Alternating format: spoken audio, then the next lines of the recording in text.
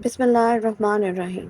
کسی گاؤں میں 7 عورتیں رہتی تھیں جو دن رات چرخہ کاٹتی رہتی تھی۔ جب ان کے پاس بہت سا سود جمع ہو گیا تو انہوں نے فیصلہ کیا کہ اسے شہر جا کر بیچ دیں گی، مگر چونکہ یہ پردہ نشین عورتیں تھیں وہ دن کے وقت باہر نہیں نکلتی تھیں۔ ایک رات چادریں اوڑھ کر اور سود کی گٹھیاں سروں پر رکھ کر وہ گھر سے نکلی۔ شہر پہنچتے پہنچتے رات کے 12 بج گئے۔ گشت کے سپاہیوں نے دیکھا کہ 3 عورتیں سروں پر گٹھڑیاں رکھی چلی آ رہی ہیں۔ انہیں چور سمجھتے ہوئے انہوں نے عورتوں سے دور سے ہی پوچھا، کون ہو تم اور کہاں جا رہی ہو؟ عورتیں ڈر گئیں اور کوئی جواب نہ دیا۔ سپاہی نے قریب آ کر پوچھا، تمہیں بولتی کیوں نہیں؟ تمہارے سر پر کس چیز کی گٹھڑیاں ہیں؟ ایک عورت نے ڈرتے ہوئے جواب دیا، بھائی یہ سوت ہے، ہم شہر میں بیچنے جا رہی ہیں۔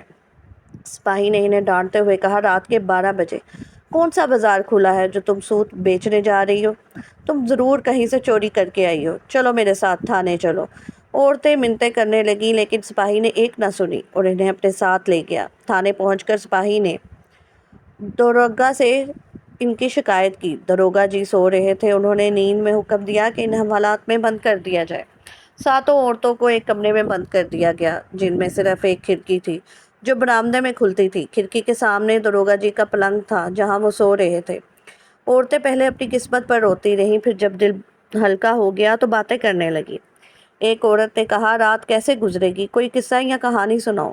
دوسری نے کہا، اپنی کہانی سناؤ یا کوئی دلچسپ بات۔ تیسری نے کہا، بہن اپنی کہانی سناؤ۔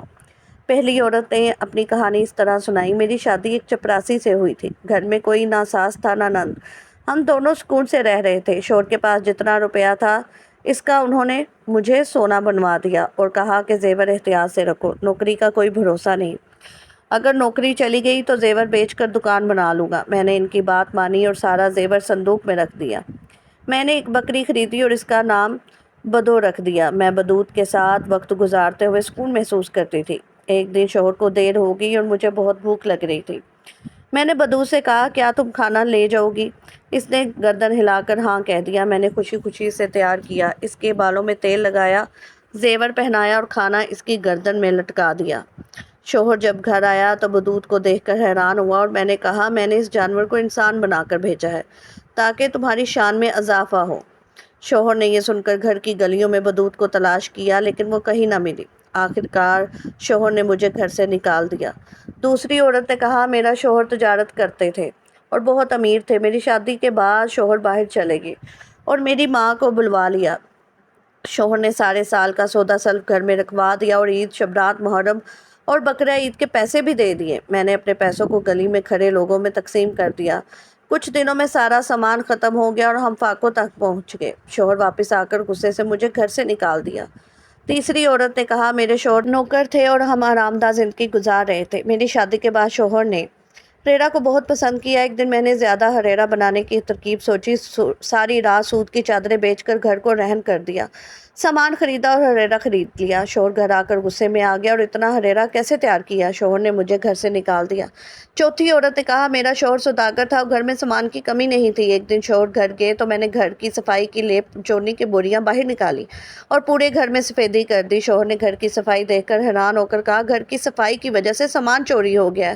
شوہر نے مجھے گھر سے نکال دیا۔ پانچویں عورت نے کہا، شادی کے بعد شوہر پرتیز چلے گئے، میں نے گھر میں دریا بنانے کا فیصلہ کیا، گھر کی کھڑکیاں بند کروا کر پانی ڈلوانا شروع کیا۔ پانی بھرنے کے بعد میں نے گھر کی چھت پر جا کر شوہر سے ملنے کی کوشش کی، شوہر نے ہمیں گھر سے نکال دیا۔ چھٹی عورت نے کہا، رمضان کے دوران شوہر نے افطاری کی دعوت دی، میں نے سب کھانا تیار کیا لیکن مہمانوں کی بہت زیادہ تعداد دیکھ کر کھانا پھینک دیا، شوہر نے مجھے گھر سے نکال دیا۔ ساتویں عورت نے کہا، میرے شوہر نے کہا، امی کی تدفین میں بھاری چیزیں اٹھانے کا وعدہ کیا، میں نے پتھر اٹھا لیا جس پر امی نماز پڑھتی تھی اور شوہر کو دکھایا، شوہر نے مجھے جنگل میں چھوڑ دیا۔ صبح ہوئی تو داروغہ نے سپاہی کو کہا کہ ان 7 عورتوں کو چھوڑ دو، ان کا سود بیچ کر انہیں پیسے لا دو۔ داروغہ صاحب نے عورتوں کی بیوقوفی دیکھ کر یقین کر لیا کہ یہ دنیا کی سب سے بیوقوف عورتیں ہیں۔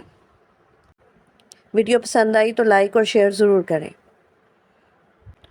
اور چینل کو سبسکرائب کرنا مت بھولیے گا۔ شکریہ۔